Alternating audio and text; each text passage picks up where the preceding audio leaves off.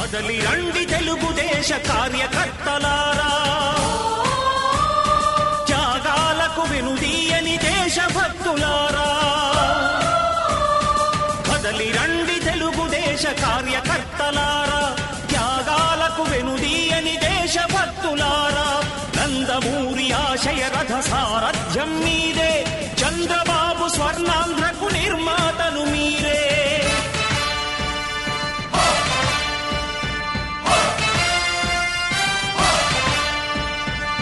కదలి రండి తెలుగుదేశ కార్యకర్తలారా, త్యాగాలకు వెనుదీయని దేశభక్తులారా.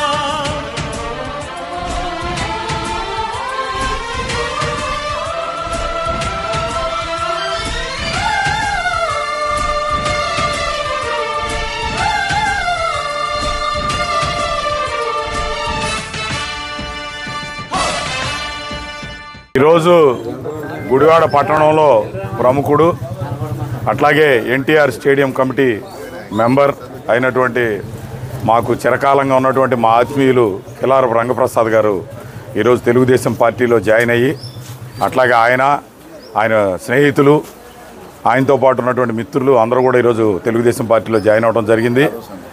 చాలా సంతోషం. ఈ రాష్ట్రంలో జరుగుతున్నటువంటి అరాచకాలు, ఈ రాష్ట్ర ప్రభుత్వం చేస్తున్నటువంటి దుర్మార్గ చర్యలకి నిరసనలో భాగంగా తప్పనిసరిగా తెలుగుదేశం ప్రభుత్వం అధికారంలో రావాలి. అట్లాగే జనసేన కూటమి బీజేపీ కలిసి ఏదైతే ఎన్డీఏ అభ్యర్థిగా పోటీ చేస్తున్నాడో పెనుగండ్ల రాము గారు బ్రహ్మాండంగా చేస్తూ ఉన్నాడు. ఆయన ఆధ్వర్యంలో ఈ గుడివాడ అభివృద్ధి చెందుతుంది.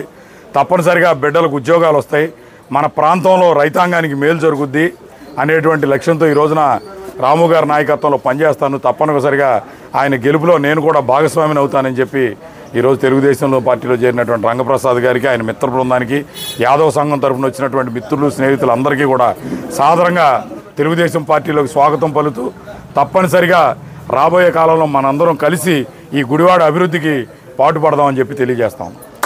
73 నుంచి రాజకీయాల్లో ఉన్నాను. సత్యం గారి శిష్యుడిగా నేను రాజకీయాల్లో ప్రవేశించాను. రాజశేఖర్ గారి ఎలక్షన్లో కూడా కష్టపడి, గోపాల్ గారి ఎలక్షన్లో కూడా కష్టపడి పనిచేసినోడి నేను. తర్వాత కొన్ని కారణాల వల్ల నాన్నగారు తెలుగుదేశంలో ఉంటే నాన్నగారు ఎమ్మట వెళ్ళడం జరిగింది.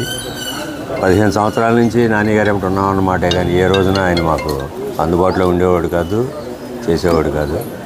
రాము గారి కార్యక్రమాలు, రాము గారి నా ప్రతి సంవత్సరం నుంచి నేను అబ్జర్వ్ చేస్తున్నాను.